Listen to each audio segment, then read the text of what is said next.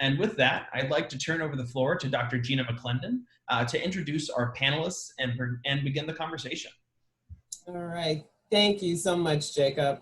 And again, welcome to everyone that is on this, our webinar. I'd first like to just thank our speakers because they have plenty of things to do and they are taking their valuable time to speak with us. So first we have Shane Scheller, who is the Greene County Clerk, which is an elected official. We also have Brianna Lennon, who is the Boone County Clerk. That is also an elected position. We have Kurt Barr, is the Director of the St. Charles Election Authority. And we have Gary Stoff, who is the Republican Director for the St. Louis City Board of Elections. We invited Lori Elam, who is the Democratic Director of the Kansas City Election Board, but she is on vacation. She may be able to get in and she may not, we're not sure. So there's so much going on with voting. People are confused. They're not sure what they should do. They want to help. They want to be engaged, all those sorts of things. So those are the kinds of questions that we are going to talk about today, in which Jacob alluded to. So my first question, and whoever wants to jump in first can, how can campuses and community organizations work with local election officials? Could let ladies go first. I'm gonna unmute myself. Well, actually, that's a great question because the University of Missouri has been working a lot on this particular issue, especially their athletics department. So the way that we've been able to engage with them is by providing voter registration materials, but also we've been working directly with the administration of the university to try to get resources and accurate information in their hands so that they can pass it on to students. We've also done some Zoom calls with the political science organizations so that they have their questions answered, because there are so many questions right now, and we're still not sure whether students will be on campus on November 3rd. So we're trying to account for all eventualities. Anyone else want to take a stab at that? I'll say, Go ahead, Shane. go ahead, Gary. Well, I was just going to say, certainly where a couple of things. One is if a student is they're from out of town and they're wanting to vote, if they stay registered where they are from, they could vote absentee, or if they change their registration to where they're living locally, they can vote here. And just a reminder that the close of registration is October the 7th. Depending upon who's on campus and the status of the coronavirus, we're always looking for poll workers, and that's a persistent problem, particularly in the city of St. Louis, where we're heavily Democrat. We always have a very serious need for Republican workers, but we're happy to have workers of any stripe. By law, we have to have a balance between Republican and Democrat, but folks who consider themselves affiliated with other parties and even independents can still work in the polling place, and there are things that they can do, I'm sure for us and for the other election authorities as well. And then the other comment I would just make in general, I'm sure we'll get to, but with respect to absentee voting, life is a little bit different this year between absentee and mail-in. And so to the extent that campus organizations can share that information so people understand the difference between when they do need a notary, when they don't need a notary, and more importantly, the deadline to apply for a mail-in ballot is October 21, and when someone gets their ballot, they should vote it sooner rather than later, just because of everyone's concern about the volume of mail and the Postal Service getting those ballots delivered in a timely manner. Okay. Shane or Kurt, do you have anything to add? Yeah, I was gonna say, actually, we reached out to them last year and began working with them in anticipation of this year. And something that we had started in 2018 is we have a central polling location there at Missouri State University in the Welcome Center. And that's a site where, regardless of where you're registered at in the county, if you're registered, you can vote at that location. And we actually just went and met with him last week, and we still have to wait to get the NCAA basketball schedule. But if everything works out, we're actually going to use the entrance to the basketball arena for the center polling location for this November, just for social distancing. But we've been working with them on a regular basis in terms of, we had an issue 2 years ago where students were not filling their voter registration cards out completely. They were leaving apartment numbers off. And so students showed up at the center polling location. It helped us identify a problem that we didn't necessarily know was student related. And so we worked with them to make sure, fill out that voter registration application completely. And last night, for example, Legal Women Voters, they just dropped off 51 voter registration forms for the football team here at our office. And so, you know, it's just constant communication in terms of what we do when we work with them, and it can always improve, but certainly we tried to take the lessons learned from 2018 and of course the lessons we learned this year from COVID-19 and apply them to make sure that the students have a good voting experience, regardless if they want to do the, you know, mail-in ballot option, or the, you know, if they apply for one of the reasons, one of those, or if they want to show up in person on election day. Kurt, I'll give you a chance. Is there anything you want to add to that? Well, in St. Charles County, we use our community college as a polling location for 2 of our precincts, and that's turned out to be a pretty successful thing and a nice way for the local college to, you know, be part of the community in that regard. I've certainly reached out to the colleges, and we've gotten a couple interns to our office from the social sciences department, from the community college and the local private college. And so there's certainly ways that the colleges can work with the election authority. The one thing I would love to see more engagement on is simply more college-age students serving as election judges. I'd love to have more youth participating as poll workers on election day. That's something I've been trying to reach out to the schools on. That's something I'd love to see more of, to get that younger perspective in our polls on election day.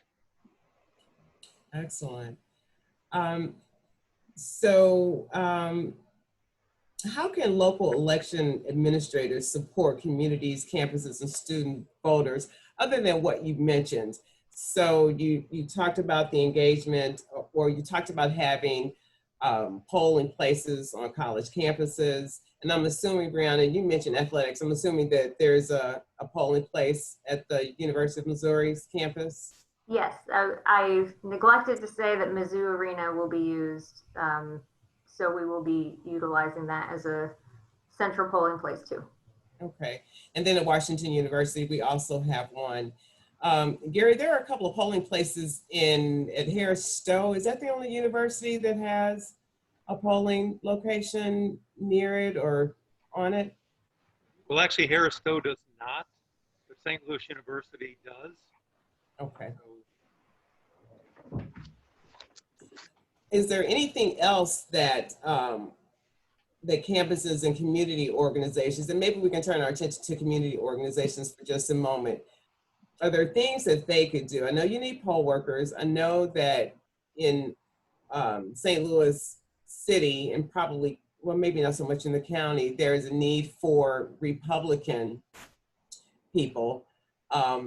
What can we do? What can the community do to help with that? Or just get poll workers in general to volunteer, the younger people, as Kurt alluded to? well, to the extent that organizations can share that information, we have information about being a poll worker and what that entails, and we'd be happy to share that. And to the extent that organizations can share that information with their members and their social media platforms, I'm pretty sure we're not the only election authority that is looking for additional poll workers. We did, I think, pretty well in August. You always have, you try and recruit more than you need to have some poll workers in reserve, which we always do, and I'm sure Shane does, and Kurt and Brianna. But there's always some people who call in the day of the election, my car won't start, I overslept, whatever. But with the coronavirus, there's just some fallout. People say, yes, I will, and then it gets to be election day and they decide, no, I won't. And so to have a pool of poll workers in reserve that we can send out to the polling places to fill in those gaps is very much appreciated. And like I said, the more the merrier. In my 19 years, I don't think I've ever had a situation where we didn't send out everybody that we had who was a backup, sometimes just to provide an extra pair of hands. But with November and the anticipated voter participation, we'd love to have a pool of reserves that we can send out as needed. And if all the polling places are covered, we'll send them out anyway to assist with voter processing. So, so let me ask you a question about how do you become a poll worker? I know that there is a certain dollar amount that people receive for being a poll worker, but what should they do? Do they go to your website? What should they do? Well, at least in our case, yes, we have information on our website about becoming a poll worker, or so someone can download that information and send it in, or they can call the office, or they can contact me directly. They can send me an email to stopg@stlouis-mo.gov, or they can call me direct at 314-622-4239, and I'll make sure that the people who handle that get that information. We can accommodate schedules. We have a heavy schedule of poll worker training available, including on-site, including online training. So if someone is interested, we'll do everything we can to accommodate their schedule and get them deployed on election day. So each poll worker, if you become a poll worker, it's a commitment for the entire day, correct? Correct. And then there are two different, so most people need to be registered to vote. You have to be a registered voter, yes. For election judge. Is that true for the technical support and for any other positions? They all have to be registered voters? That's correct, unless it's a student volunteer under the youth program. We can use students as volunteers. They can assist with greeting voters, social distancing, the protective measures with the hand sanitizer and handing out masks and good things like that. But generally speaking, for someone to be a poll worker, they need to be a registered voter in the state of Missouri, and we pay them a stipend depending upon whether, so if it's a poll manager, they generally supervise the operation in the polling place and they get paid $150 for the day. If it's an election judge, they're the ones who check in the voters at the check-in table, and they get paid $125 a day. But we also have what we call technical specialists who are particularly good with the voting machines and can troubleshoot those. They don't necessarily have to be Republican or Democrat. They're actually more nonpartisan. They get paid $150 a day, and then we have things like readers and facilitators and roving deputies. So that's what we do in the city, and I'm sure the other. So are those same positions available, Kirk and Shane and Brianna, similar situations, similar pay? We all have similar positions. Sometimes we name them somewhat different. Each county pays their poll workers a little bit different. I think our counties all pay a little bit better, so we're all within that kind of a range. The more rural counties where they need simply fewer judges, they do pay a little bit less. But it's similar but different. I want to add to one of the other types of election judges that we need are absentee judges. And those are not poll workers that are working on election day. Those are the absentee teams that are in bipartisan groups of two that are going to be processing absentees. And with the higher number of absentee ballots that we're expecting in Boone County in particular, we are increasing the number of teams that we need to get them done. So we need more judges that are particular to that. So Brianna, is the process to apply for that the same? Yes. So we will take the information and you can always shoot us an email if you want to specify that you are more interested in serving as an absentee judge. Oftentimes, when we hear from people that say, I would really be interested in this, or if they've served as a poll worker and they say, the only thing standing in my way is that I can't do a 15-hour day, then we start having conversations about being an absentee worker because they're not 15-hour days at that point. And that person, the absentee workers, they work more than just on election day. We're talking about prior to election day, after. They work, usually ours work for about 5 days because they start 5 days before the election processing and then on election day itself. And we do have some people that serve as absentee judges and poll workers, or absentee judges and part of our verification board. So there's lots of different areas that people can fall into if they want to get involved. Okay. And then I was going to add one thing that, and maybe your folks are already doing this, but we had a call earlier with a group in our community called Faith Voices, and they're actually been on social media when people have a misunderstanding of our election laws, whether it's absentee voting, because a lot of people come from other states, and of course we have the new absentee and mail-in ballot provisions for this year. And so they've been trying to help, educate people. And so anything that, folks that are watching part of the Zoom call, if you want facts from us as an office, we'd be happy to, because we don't always see all of the social media traffic that's taking place. And what we really want to do is make sure that if something is inaccurate out there or wrong, that we get the information that's correct to the voters as quickly as possible. Okay. So that sort of leads into my next question. What are some of the barriers that you face? So Shane, you alluded to some things that you may not know about, but there are other organizations that help disseminate correct information. What are examples of some of those things that are challenging or barriers for you that could make the process better?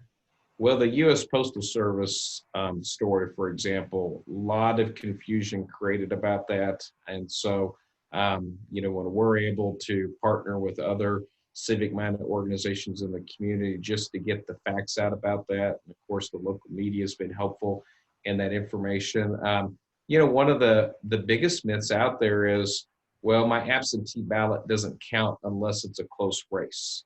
And so even just little things like that and making sure people know that if we get your absentee ballot on 7 p.m. election night, unless you're a military overseas voter and they have until Friday at noon, that ballot will be counted on behalf of the voter.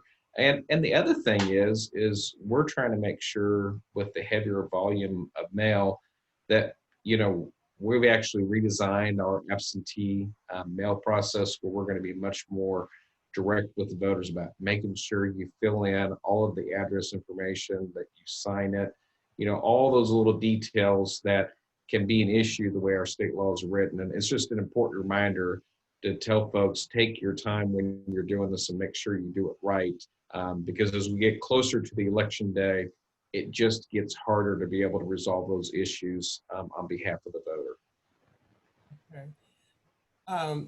Did anyone want to add anything? So this is an age of COVID. I mean, we've got a lot going on. People are terrified about this. They're afraid for real reasons. And so that's going to be a barrier to getting poll workers, I'm sure. What can you tell our viewers about protections that you'll have in place if people want to be poll workers? Well, in the city, every polling place is equipped with face masks. All of our workers wear face masks. Some of them use gloves. They don't have to wear the gloves, but those are available. We have hand sanitizer that poll workers will offer to voters when they come in as well as when they exit. We have the plexiglass shields on the polling tables where the voter checks in to maintain a distance between the voter and the poll worker. And similarly, we have wipes that we use to periodically wipe down surfaces, voting machines, tables, what have you. We also have individual styluses for the voter to use when they check in on the poll pad. And similarly, if they opt to use the touchscreen machine, there's a separate, very stylish, prepackaged Q-tip that we give to the voter that we've used here just to make sure it works. And so, plus we maintain the social distancing with markers on the floor, as well as signs and posters on the wall. So we're doing everything we can think of to protect both the voter and the poll worker in the polling place on election day. Okay. Anything different that you might be doing, Kurt or Shane or Brianna? One of the additional things that we're doing in St. Charles County is I went ahead and got a bunch of masks for voters. So if a voter doesn't have a mask, we'll have masks provided at every polling location for them. We're St. Charles County, so masks aren't required, but they're certainly highly encouraged. And then we're also doing the individual stylus and pins, so every voter can have their own and don't have to worry about cross-contamination with marking device while filling out their ballot. Okay, good. So just switching gears a little bit, and I'm in full disclosure, I may come back to this later, but because of COVID, there's a serious concern that students may be sent home before election day if, COVID becomes a serious or more serious issue in Missouri. What will happen? So if a St. Charles County resident is a student outside of the county and they request an absentee ballot, and then we send them that ballot on September 22nd, the first day to send out ballots. If for whatever reason they are sent home before they receive their ballot, then on election day they can come to the election authority, sign a form saying they never got their ballot, and go ahead and vote here at the election authority office. Hopefully, the students are able to receive their ballot, vote their ballot, send their ballot back in, either before they're sent home, or hopefully they're just not sent home. And so that is not an issue.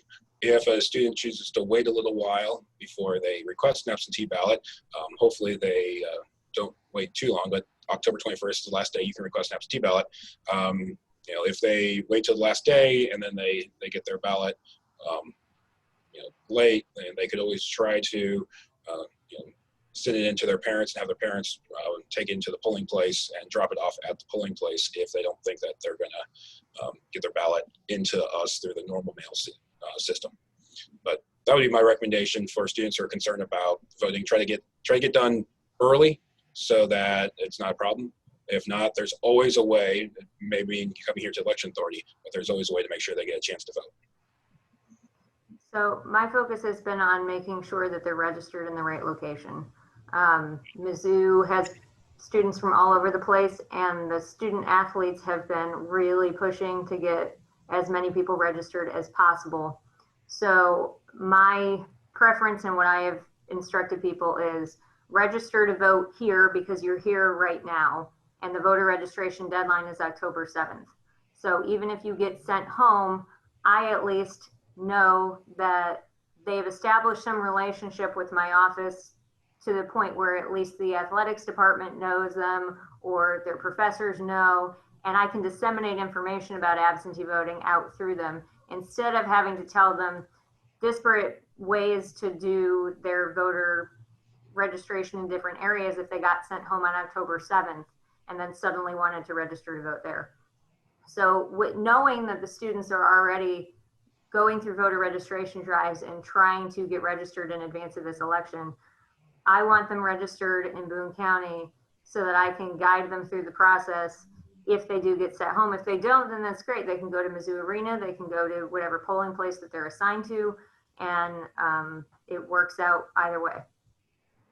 So, Brandon, you brought up an excellent thing about making sure that people are registered in the right place. When it comes to the community itself, would you explain, or one of you explain the process if you, for example, if I live in St. Louis County and I move to Boone County, do I have to re-register?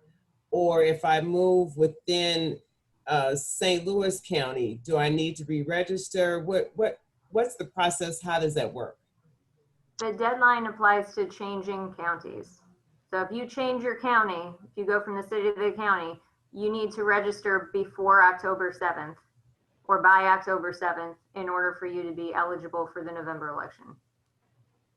And if I move within the county?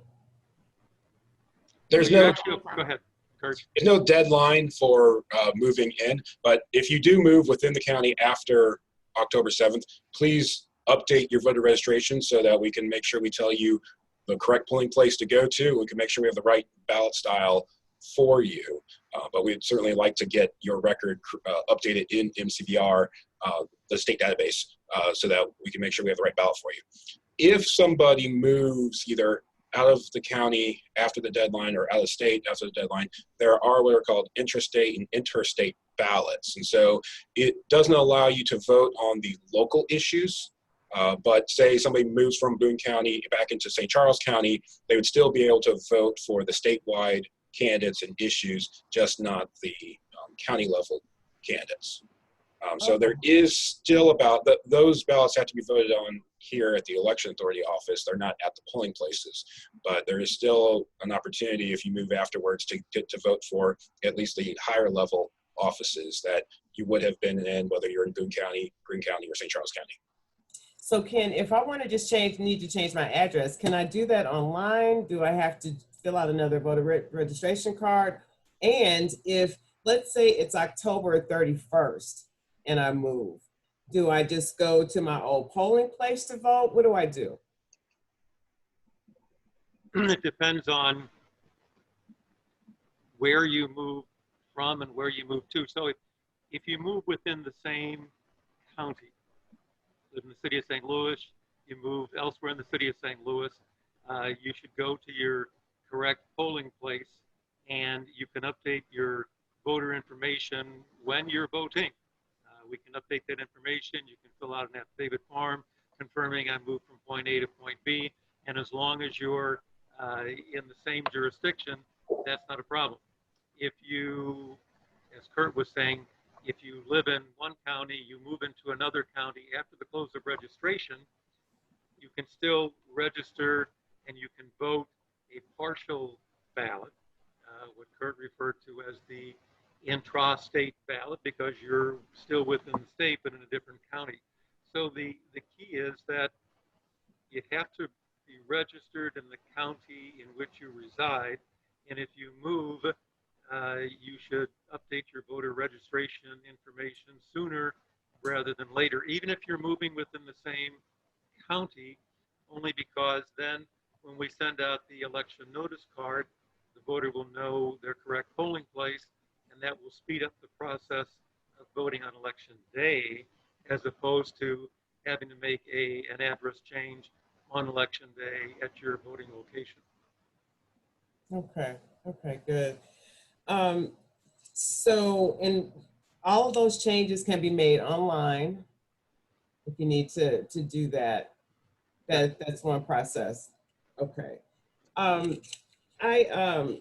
So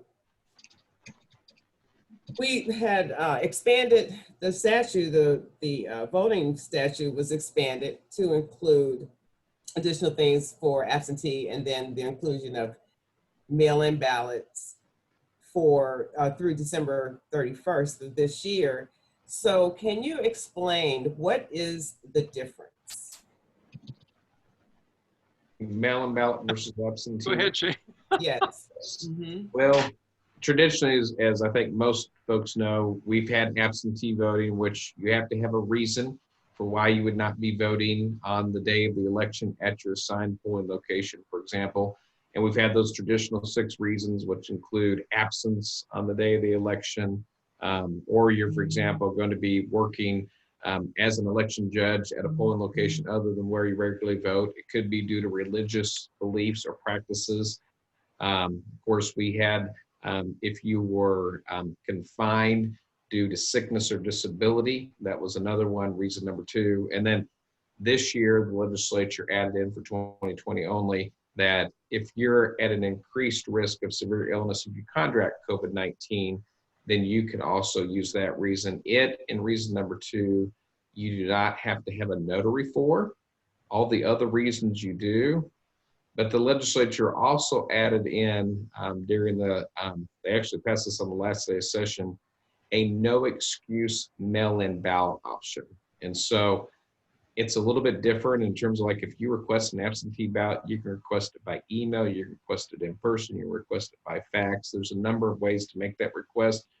But if you decide, hey, none of the reasons apply to me to vote absentee, but I still would prefer to stay home and not go vote at my polling location, you can make that request in person, or you can put it in writing and mail it to the office.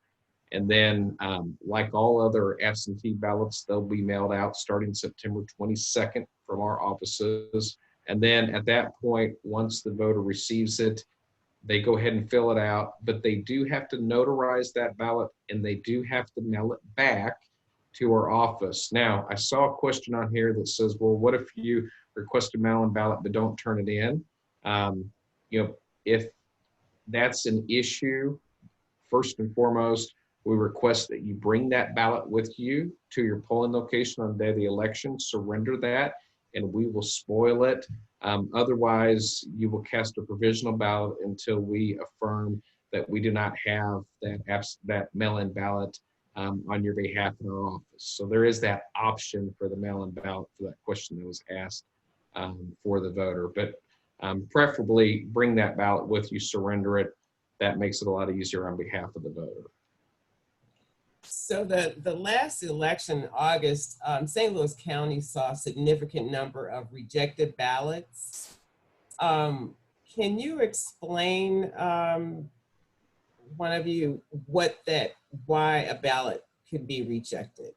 Someone kind of alluded to it earlier, but if you can be a little more specific about what would make their ballot rejected. An absentee or a mail-in, are you talking about? Both, Okay. Absentee in particular, but mail-in as well. So the reasons a absentee or a mail-in ballot might be rejected, one would be if the voter fails to sign the envelope. The second reason would be if it's either an absentee ballot that requires a notary or a mail-in ballot which does require a notary. If there's not a notary signature affixed to that envelope, and the third reason would be if it arrives too late. Okay, so what Gary is talking about is you'll receive your ballot in the mail with the return envelope, and on one side it talks about where you have to sign, you have to opt in to verify your address, and then there's a place for notary.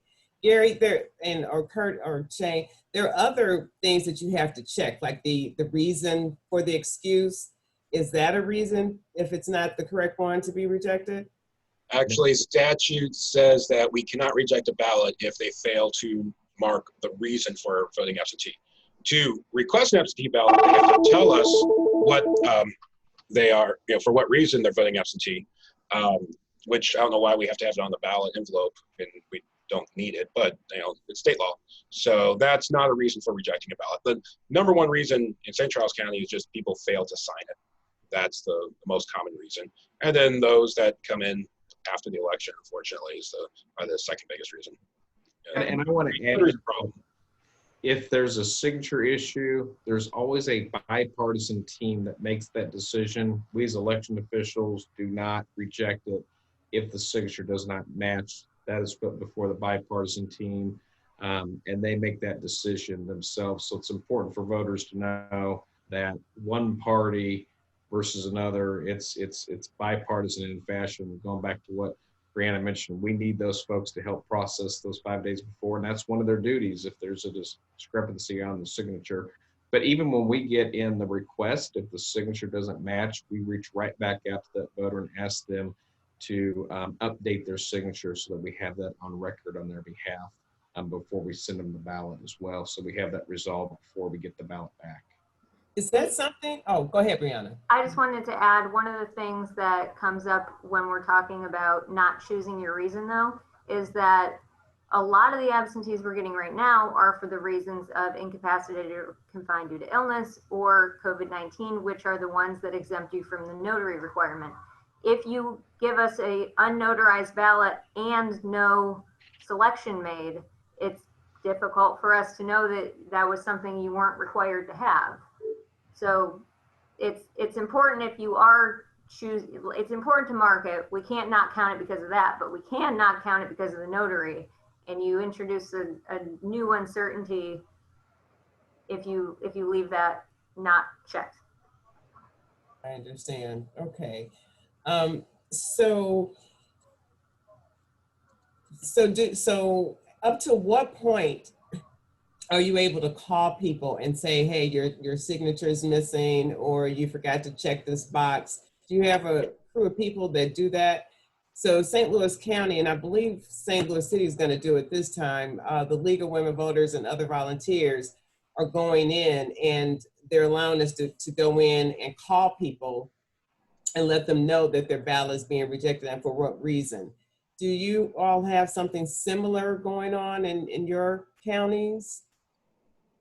We're talking to our League of Women Voters, but we also have several staff members that are dedicated to absentee, and we do it on a rolling basis. So if you request your absentee ballot now and it comes back to us on October 2nd and it's obvious that you didn't sign it, then we'll reach out to you then and not wait until the last minute.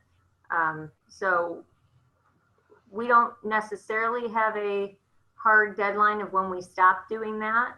I've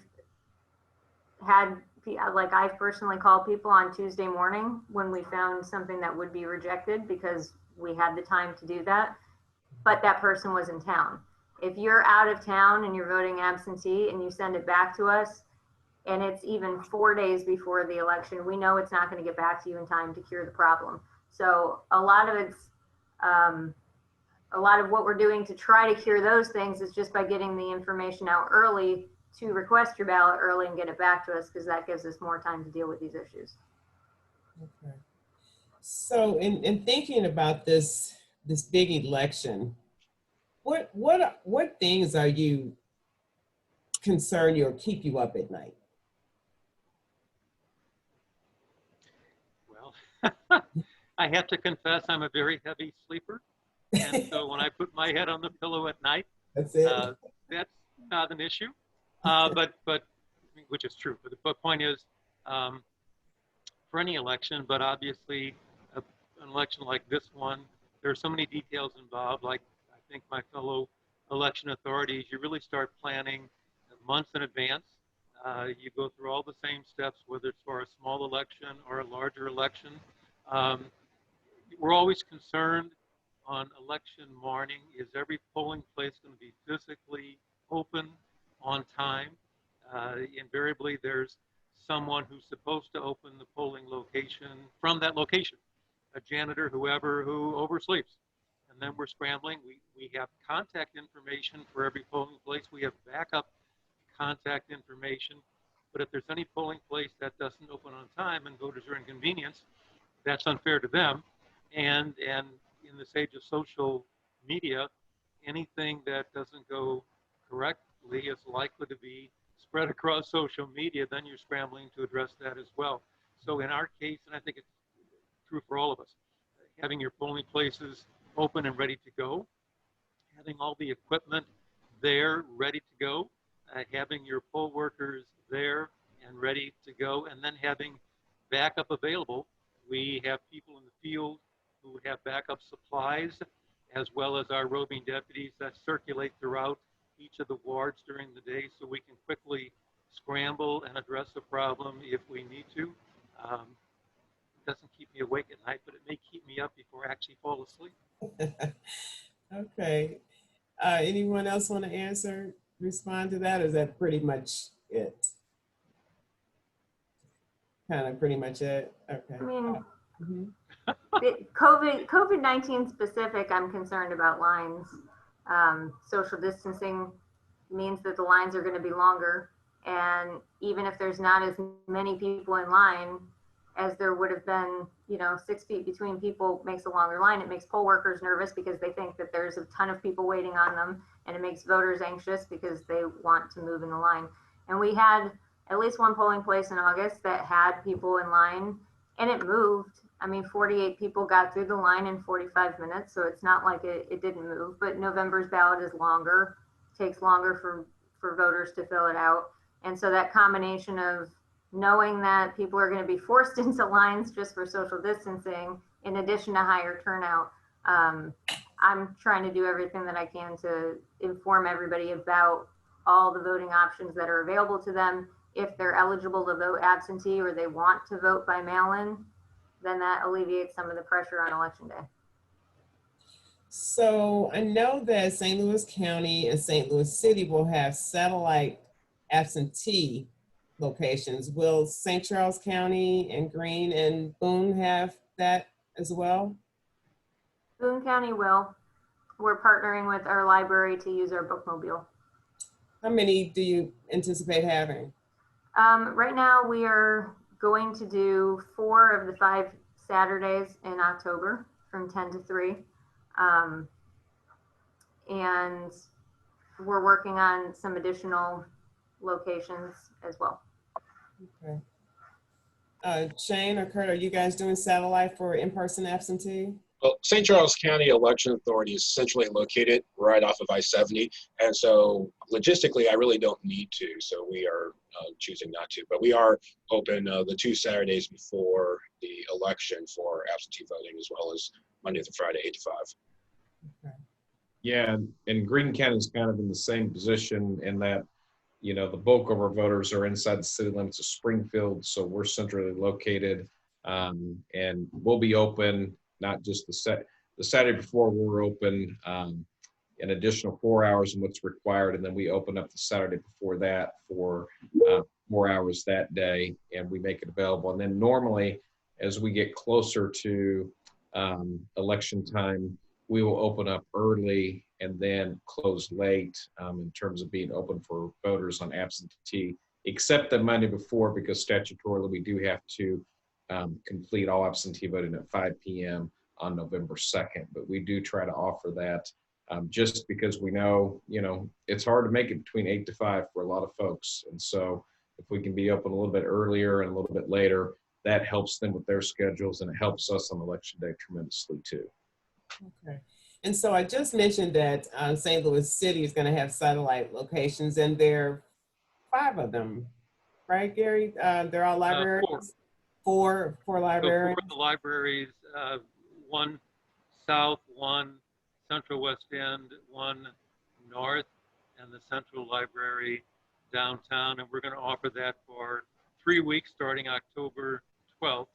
And each of those locations will be open for 6 hours a day, every day except for Sunday.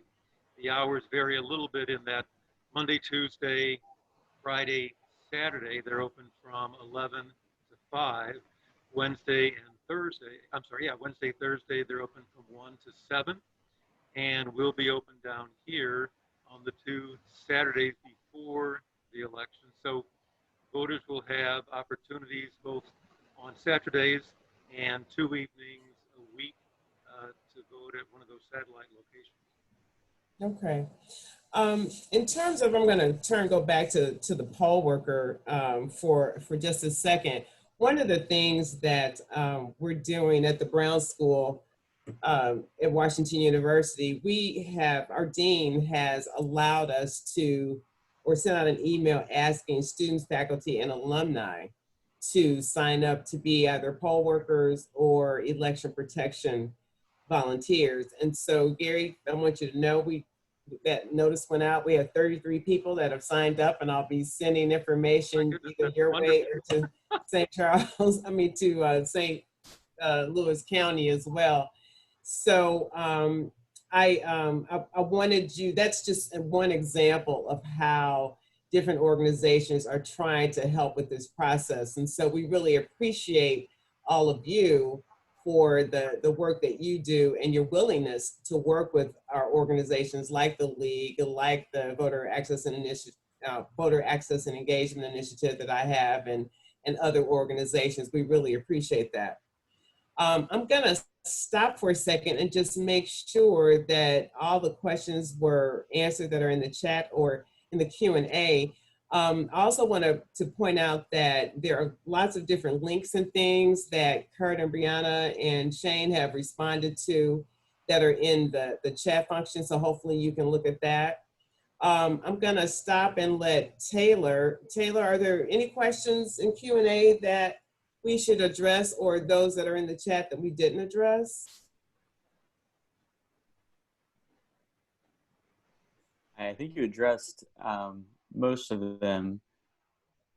And there was just one logistic question I don't think we know how to answer in the chat. And that's if you sign up to be a poll worker in person, but you're thinking about working on the absentee side of things, how do you switch, and can you, and do you submit another application? Yeah, can you tell us about that? Well, at least in our case, if somebody expresses an interest in working in any capacity, we'll contact them. And if they say, well, I initially said I want to be a poll worker, but I think I'd like to do something different, we're happy to accommodate and to utilize them wherever their interest may lie. Anything else?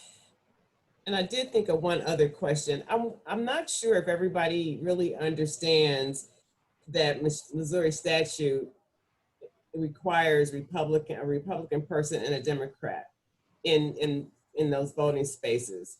Can one of you speak to the importance of that? I mean, not just that it's because of the law, but also as a way to ensure, and Shane kind of alluded to this, maybe I'll point this question to him, how important it is that that happen for the sake of everyone's vote being counted.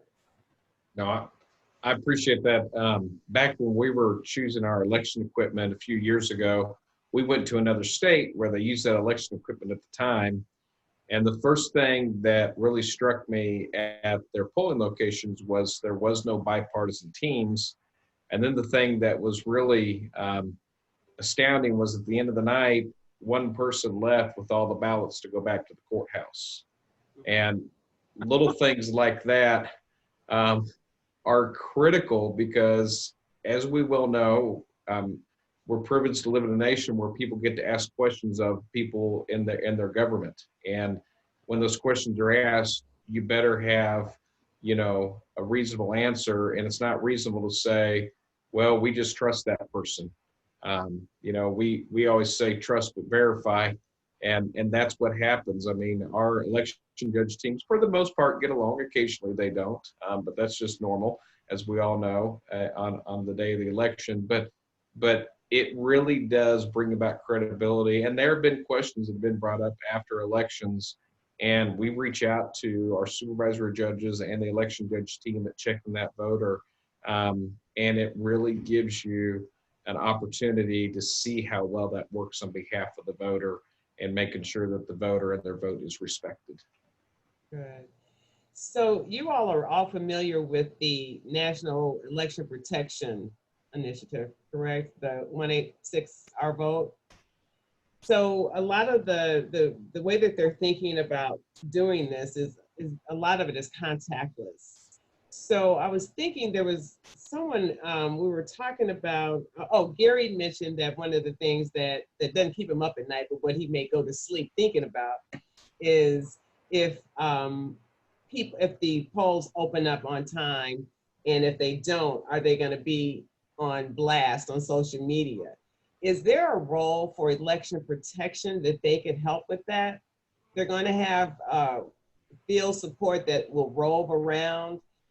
If they see something, would you like for them to make sure that you're contacted immediately? Would you be interested in them looking staying on point with social media things that may or may not be true and let you know? I mean, is there any other role that they could do? Well, certainly from our perspective, we have encouraged voter advocacy groups for quite some time now. If they see or hear of something that they think we should know about, to contact either myself directly or my fellow director, Ben Borgmeyer, directly. We provide our cell phone numbers, our email addresses, because we'd rather hear it from someone sooner rather than later. It may be something that we were already aware of and had addressed, in which case then the advocacy person can share that information. If it's something we didn't know about, better we should know it and address it sooner rather than later. So, and we've had really good success really for several years now with different groups like the voter advocacy group. Oftentimes they're able to screen and verify before they even send it to us. And if they can see that whatever was incorrect, they don't even bother to notify us. If it looks legitimate, then to let us know that, so then we can get back to them and they can then share that information with their social media platforms. Okay. Yeah, I would agree. I'd much rather get a phone call from the Protection Advocacy Group or another group to let me know of an issue than to find out about it by reading Twitter or Facebook with a bunch of negative comments, because the sooner we can know about it, the sooner we can respond, the quicker we can go ahead and solve the issue or prevent disinformation from spreading.